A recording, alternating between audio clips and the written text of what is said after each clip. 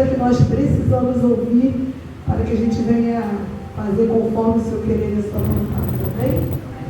Soberano Deus, eterno Pai, Deus amado Deus, que me diz aí teu filho amado, Senhor, a qual tu tem se agradado, Senhor amado, Pai querido, no seu caminhar, Senhor amado, Senhor, no seu abrir de boca, Senhor, para falar do teu amor, Senhor, toma ele em tuas mãos, Senhor amado.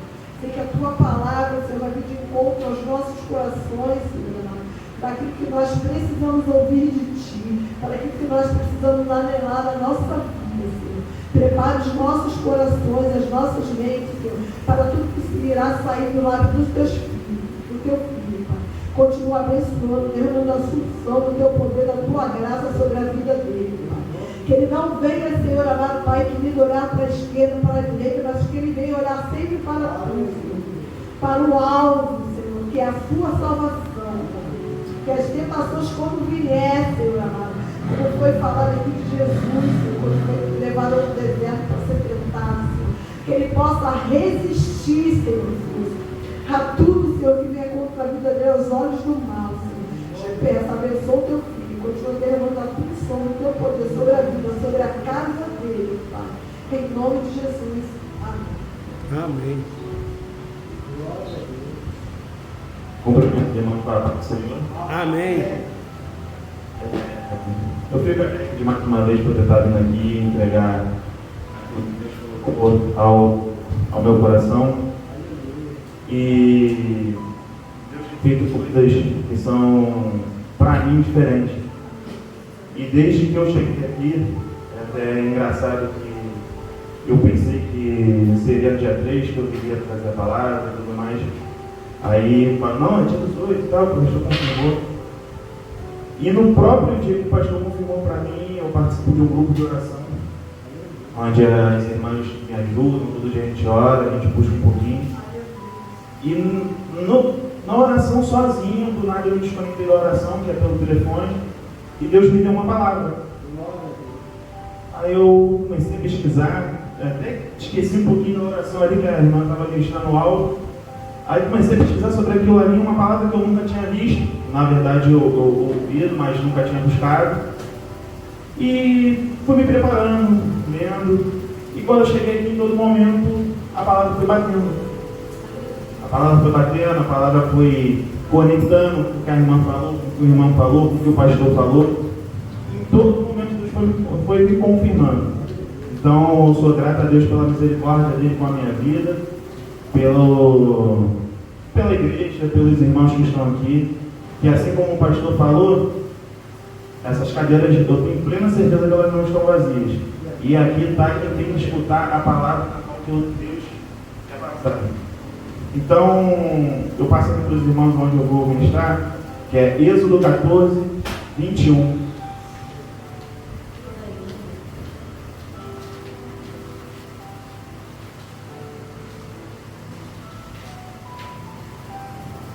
Eu vou ler o 21 e o 22. Vamos lá. Então Moisés estendeu a mão sobre o mar, e o Senhor fez retroceder e tornou em terra seca, com um forte vento leste que soprou toda aquela noite. As águas se dividiram, e os israelitas atravessaram pelo meio do mar em terra seca, tendo uma parede de água à direita e outra à sua esquerda. Aqui a gente está falando, poderia sentar? Aqui a gente está falando numa parte que o povo de Israel estava cativo no Egito. E lendo ali, eu pude notar que 430 anos foi o período que o povo de Israel ficou cativo. E nesse período de 430 anos, se levantou, e até para deixar mais explícito para os irmãos, eu vou dar uma pequena introdução para a gente chegar na palavra. E nesse período de 430 anos, se levantou um rei. E esse rei notou que o povo de Israel estava crescendo o seu número. Ele estava ficando muito numeroso. E começou a ficar de uma maneira ruim para o seu governo, que a qualquer momento, se tivesse um ataque do inimigo, o povo de Israel Israel, isso na cabeça dele, poderia se juntar ou se unir ao inimigo, e com isso, eles voltarem contra o Egito e fugirem. Essa era a preocupação do rei que se levantou naquela época. Mas isso lá no começo, se você for parar para pensar, essa preocupação que o inimigo, aquele que deixava cativo o povo de Israel, já era o agir de Deus. Porque essa preocupação começou a fazer a libertação do povo de Israel naquela terra. Então, com isso, ele começou a massificar o trabalho do povo de Israel. Não tanto que o povo de Israel construiu 2 cidades. Até anotei aqui, uma cidade se chama Pitom e outra Ramsés. Então, por você ver que 2 cidades foram levantadas pelo povo de Israel naquela época, o trabalho que foi imposto, a escravidão que era imposto ao nosso povo, foi muito cruel, foi muito árduo. E mesmo assim, ele achando que isso ia parar, o povo de Israel não parou. Deus foi lá, continuou trabalhando no seu povo, o seu povo simplesmente se multiplicou mais ainda, embora ele tivesse colocado mais carga sobre o povo, e ele começou a ficar com medo. Mais ainda o medo entrava sobre o rei.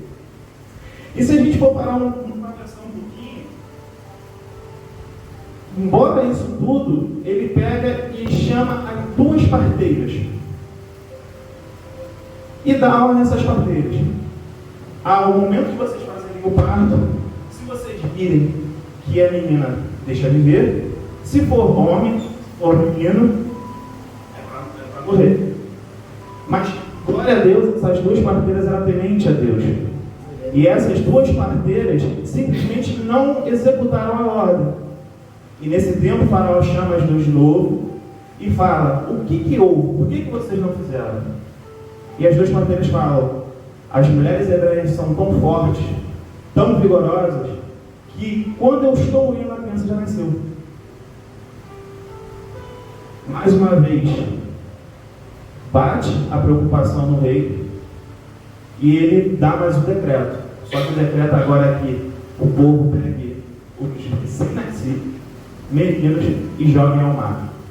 Isso é uma pequena introdução, porque a gente entra na parte onde entra toda a história de Moisés. Entra a história de Moisés na parte que a mãe põe ele no cesto, põe ele no rio, a filha do faraó encontra ele, Deus vai lá, mexe as águas e faz a mãe que perdeu o filho amamentar o filho, e vai fazendo toda a história de Moisés. Não só nisso, dá a parte das sarças, os sinais, o faraó vai lá nesse meio tempo e coloca mais trabalho em cima do povo, e em todo momento Deus está trabalhando. Mas imagina a cabeça do povo que está cativo, levantando cidades, fazendo todo o possível e não vendo que o agir de Deus está lá na vida de Moisés. Então, em todo momento que vocês falavam aqui que as irmãs traziam a palavra, elas falando o quê? A gente às vezes ora e a gente não vê, mas a certeza que Deus está fazendo. Essa é a certeza que nós temos. E essa introdução que eu estou trazendo para vocês, agora eu começo a trazer a parte do que Deus me deu.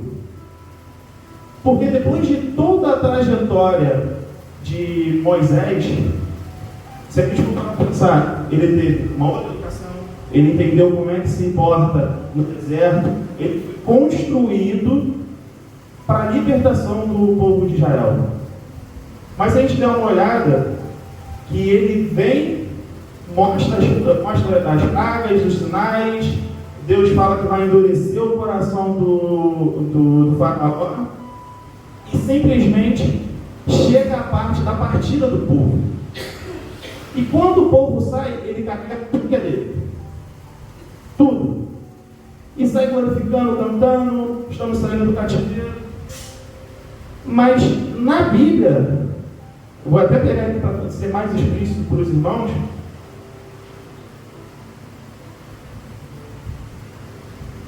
é bem explícito que há 2 caminhos.